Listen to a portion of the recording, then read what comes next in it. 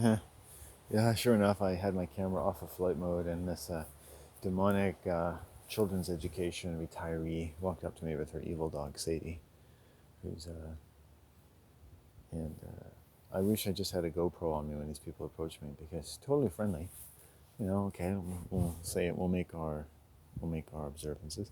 Totally friendly, polite lady. Conversation didn't take too long. Doesn't get quite the demonic look in her eyes that a lot of the men that come up to me do. And next thing you know, she's like, "I see something across the river." It's like, "What's that?" It's like, "Oh, it's in the bushes." We were talking about cougars and stuff. Like, I see something in the bushes. It's like, it's in these. See where those leafy things over there? There's like eyes. I see the whites of their eyes. And it's like, I think it's an eagle. So we were talking about eagles, right? And she had an eagle visit her yard that was actually injured, and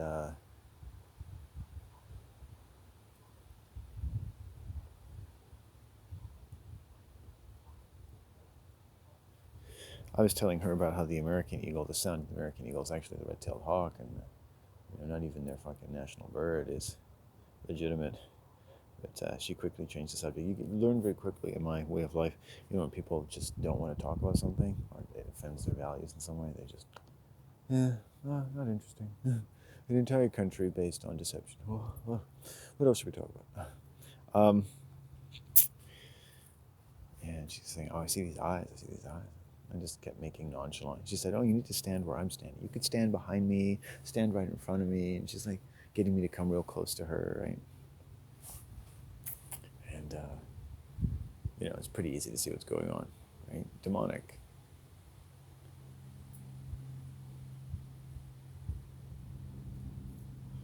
Mm.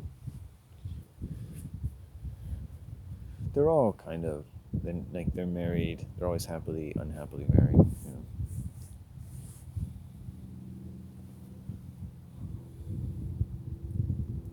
Their sexual tastes are not really sexual. It's more like dominance and control. They just can't control themselves. There's a sense of unrest in the soul.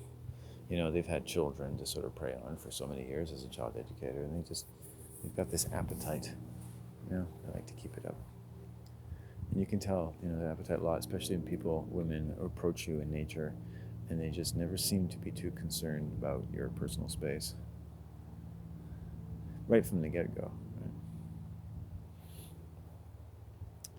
But this is just something that is relayed through their minds too.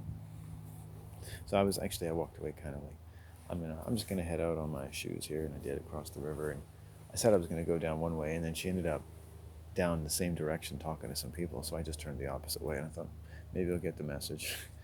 And I've had my dose of evil for the day. What I haven't had is my dose of marijuana.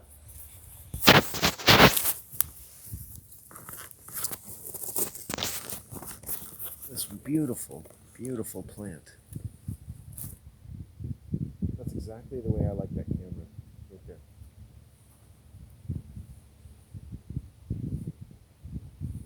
That's perfect. I'm gonna mark that spot because that's exactly where I want that camera.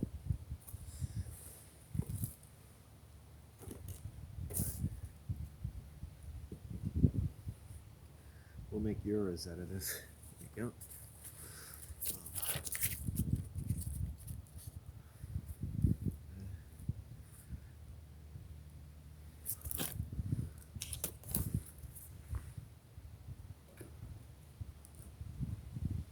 Perfect. And nature's been giving me wands. I'm up to wands this big now. So I've been working with branches for a while. This is a wand. It's a natural wand. I'll let you get a closer look at it. They just pop out at me. Here's the letter Tao. And the geese flew over me yesterday, and I was looking at them very intently. Then they made several letters for me. The letter of my name and Laguz with Tiwaz, which is the male energy on the end of it, pointing at the Dawas. So the boat of the moon riding on top of the boat of the sun riding on the boat of the moon. Even when the moon goes away, the sun is still golden, right? So great sense of relationship there with the masculine and feminine energy.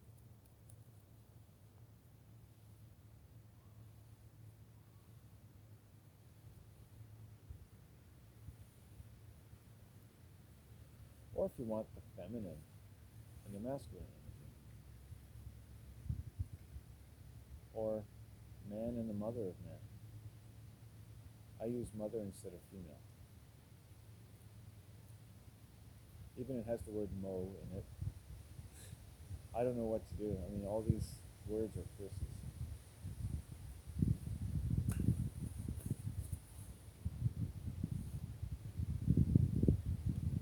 I hope you enjoy. I've got the Masonic pant leg.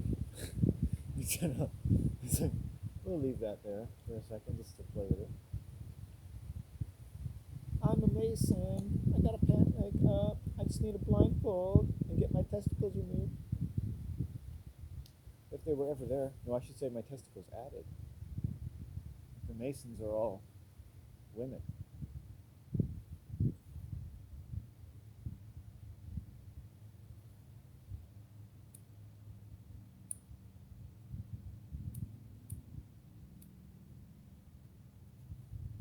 The business of making convincing homosexuals of various flavors. And now we know what all the flavors are. Apparently there's 72 of them. Nothing new.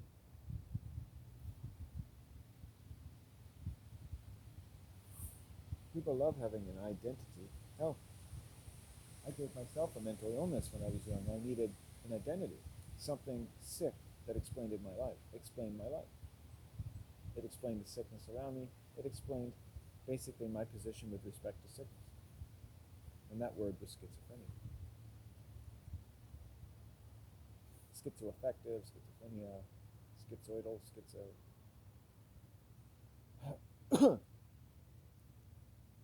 There was a schism in my life, and I thought I was the schism. Because what you do is you identify with it.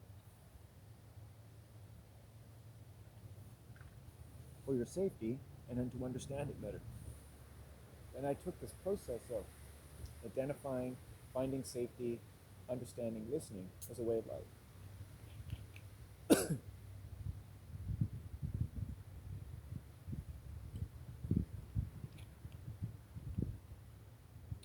Mucho attentive. Mucho attentive. I'm very attentive to all things. And I need this time because this is my place of attentiveness. Hello.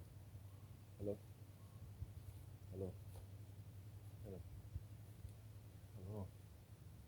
Hello. Hello.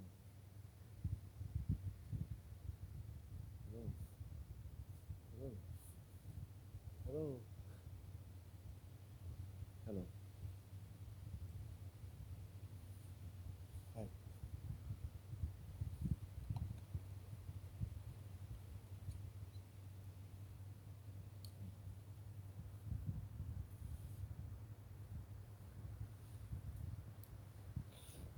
I'm back on my winter walk. It's August whatever, August 10th, I don't know. I'm on my winter walk now, so I'm just starting my winter walk because it's time. Summer's over for me. This is the beginning of my winter. Trying something new. This is the beginning of next spring. This is the beginning of 100 springs from now. This has to be rich. Though it be forgotten in the morass of time, this needs be rich. Say with me, this needs be rich.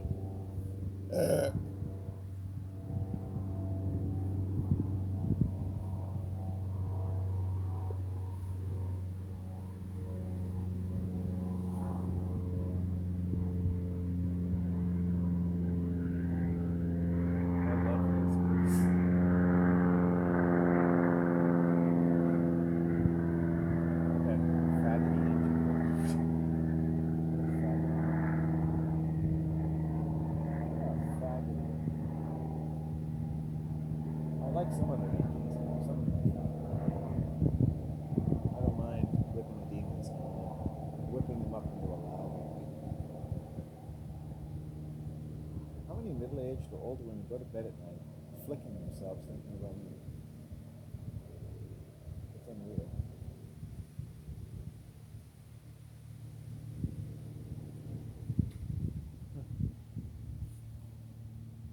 love this place. And this place loves me. I love the meaning that you made. I love the meaning that you made. Odin and Nuthila are the gift to each other, the gift of communication, the gift of life. Right?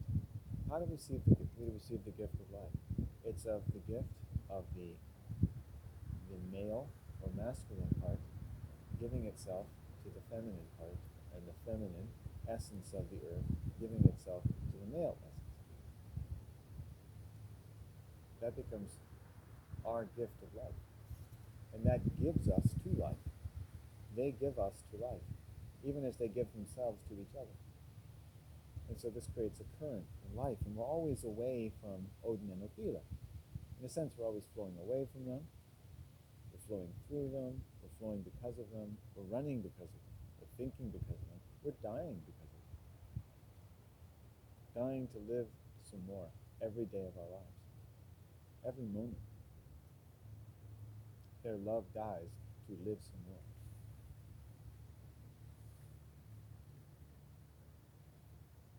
Yes, yes, we say, I will live some more. Yes, I will live some more. I will live some more. There's something worth living for. I will live some more.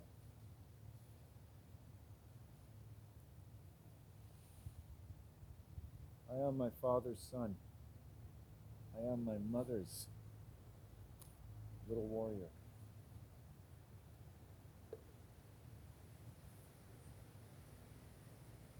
I am my mother's man. I am my mother's mankind. My mother's kind of man. And my mother's mankind. My father's man.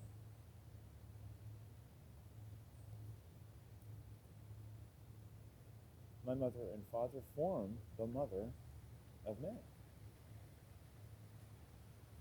I am of the mother and the man. I am of the mother and the man. From the beginning, I am from the mother and the man. Every spring from now becomes from the mother and the man of this place. The mother and the man. From the beginning. Not the Adam and the Eve. And when I've used Adam and Eve in my work, I've often used them as the mother of man. Together they are the mother of man. Because only what is man and what is mother can be the mother of man. And there's very little man or mother, I assure you, in Adam and Eve, besides that. They are curses on all mankind. They are the forbidden fruit. You know, if I would forbid anything, I'd forbid people from reading the fucking Bible. You know, until they've like studied philology for 100 years. That's some stanky shit. I see people say they study the Bible, like people would say that they're going to work with hazardous waste, and they're not even wearing hazmat suits. They're glowing like a fucking glowworm, and they're like, hey, we're enjoying studying these apocryphal texts. It's like, you're really glowing. Yeah, it's full of light. We love it. I'm really illuminated. Yeah, and you're illuminated.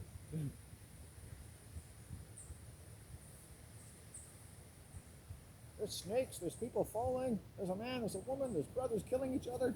Woo. There's whores, there's crosses, there's deception, there's forbidden fruit. Come and get it. Well, I got it. My family got it, my mother got it, my father got it, we've all got it.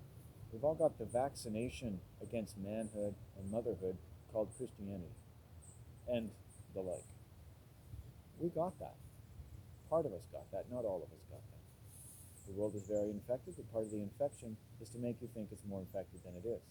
And this is part of the perversion of the nature of man, is also man's protective ability. So we're looking at here now the territory of our mind based on the part of us that's always been protected from this infection. And this is what I've learned in my walking. I don't know all the fancy words to tell people that. There, make of it what you will.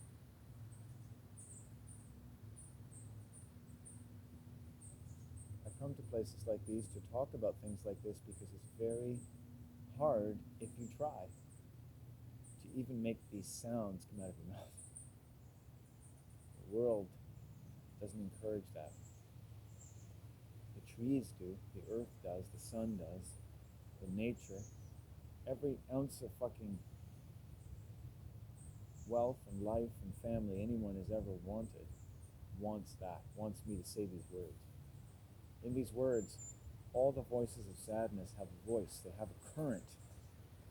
We come from that current. Their voice is a power. We come from that power. The next billion springs comes from the power of all the voices of man, all the voices of all the sons and daughters of Odin and Odila, and of what is purely masculine and purely feminine. And you may not now, but you will need to come to these places of solitude and commune with the sun, with the soles of your feet, not the soul of this world. Your twin souls, your own two fucking feet.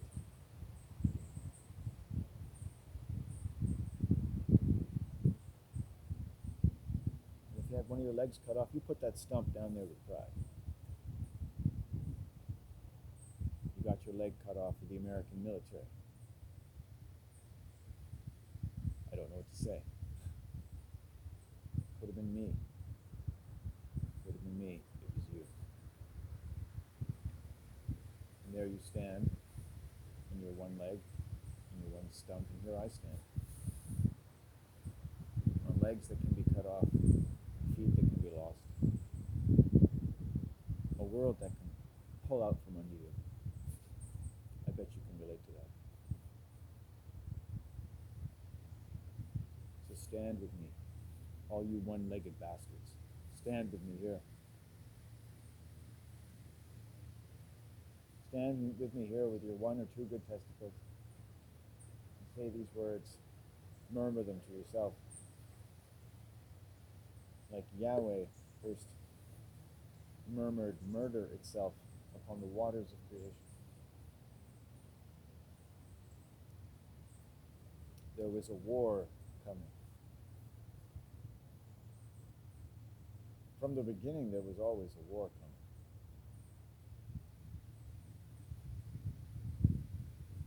Such a power rose up in man. Man himself knew that there was a war coming. Nature itself would test him, if need be. One of the things that all things need to have to be a part of the flow of creation, and it's not a punishment, is equilibrium and fidelity and strength and every good thing. Every good thing that we often say out loud upon our lips because we know it sounds positive, doesn't it? Strength, peace, love, equilibrium. Not obedience. Not mealy-mouthed obedience. That doesn't sound the same way. Not impotent forgiveness. Not mealy-mouthed compassion. Sold by the average demon for a more dearer a price than the smile that it puts on your heart for a moment or two. For nothing shall ever put so great a smile on the heart of man than when man stands upon this earth on his or her own 2 feet, the 2 souls you were born with.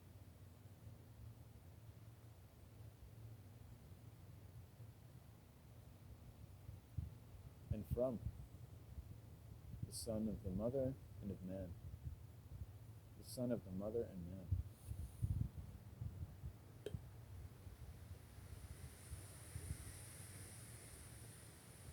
The language of the sun, the language of creativity and of sex, the language of knowledge and song, the language of the things we know, the way a child knows things, or the way a child first knows things. A child knows this is this and knows this is that because they knows it, they notice it, they smell it, they hear the music. The world is limpid with music. All you need to hear is hear the music of your children. What do you think they're listening to? They sound like music because they're listening to music.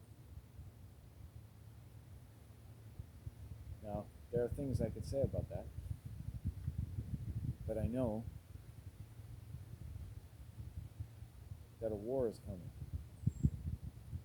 or so they say. Tighten up. Tighten up. Tighten up. The people before you tightened up. Just tighten up. Right? Hey, I'm tight. I'm tight enough for 10 people. I have to be tight. I live on just a few $100s a month.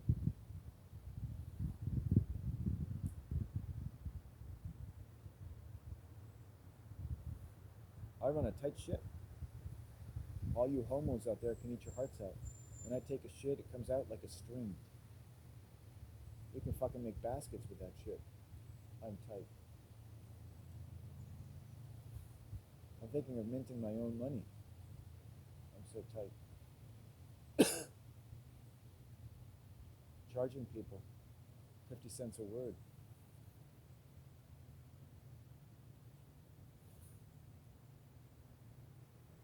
When a word is a treat for the eyes, the ears, and the nose. And sometimes even the mouth.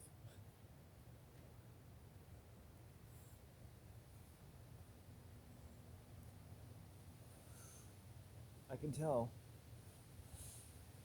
that there's love in this place.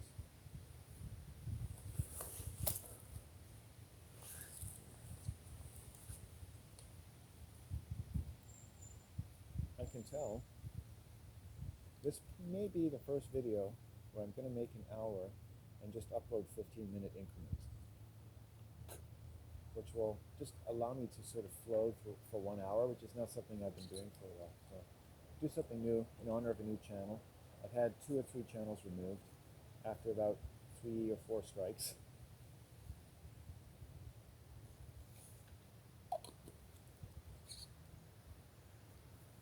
It seems talking about faggots and the fake Holocaust is considered hate speech.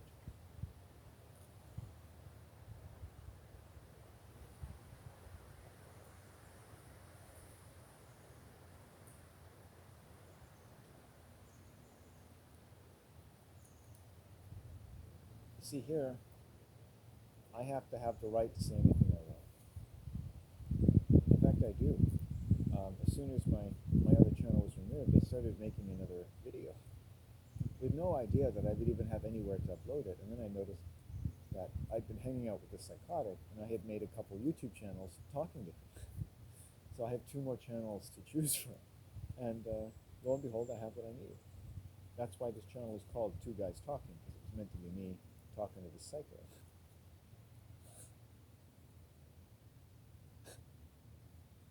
You know, and also trying to have a good time and trying to bring him out, and because I think he has a lot to offer. Like the psycho has more to offer than the people who seem non-psychotic. He's got that raw male energy there, and this world does not like men. It makes them psychotic.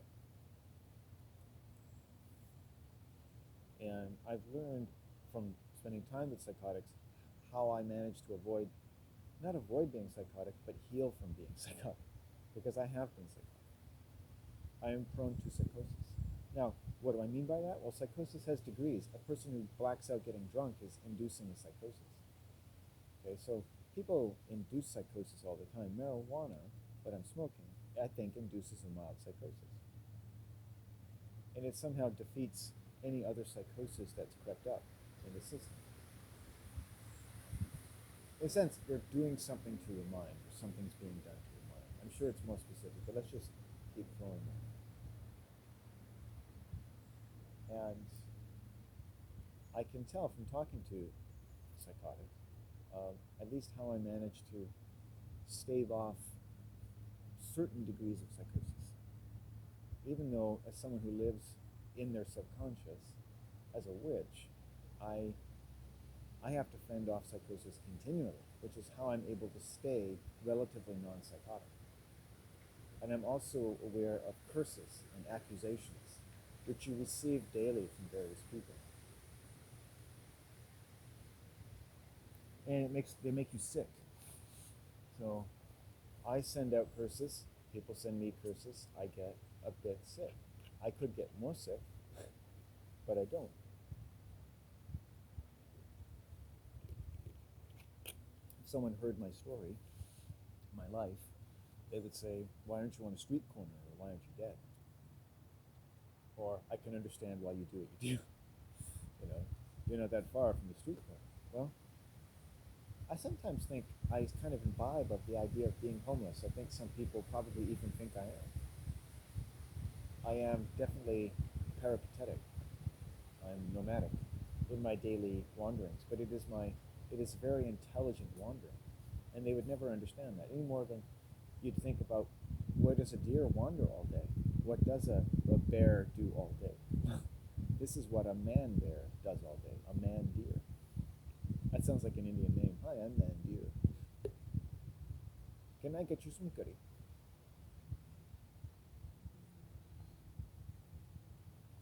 There's love in this area.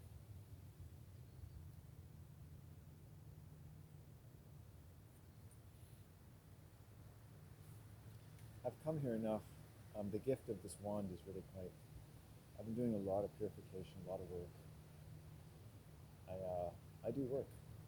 I hunt demons, and I neutralize their effect in my life, and then I walk away, having obtained a little more. I always seem to sort of deepen my acquaintance with the demonic, and also my compassion for the demonically possessed, who I only see a very small segment.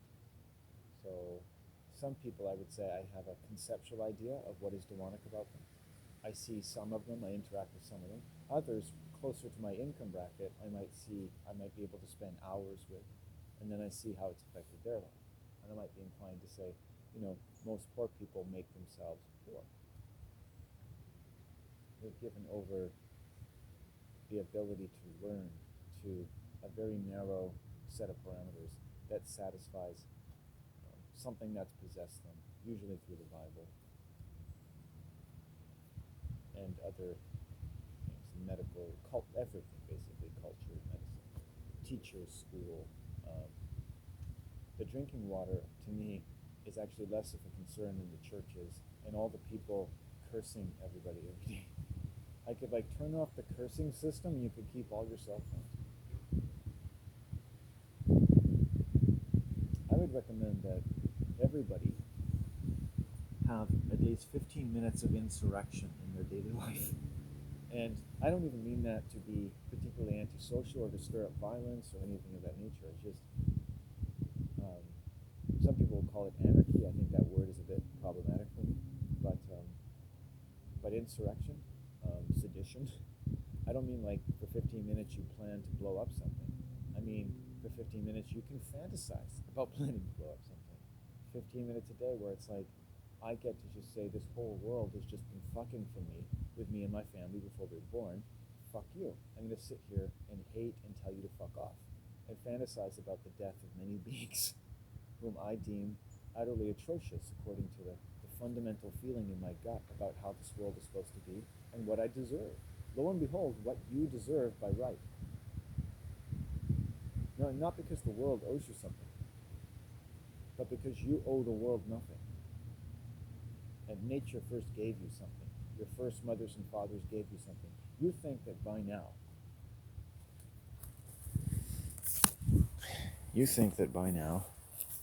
now, at least, not necessarily the first generation, but maybe by now, eh?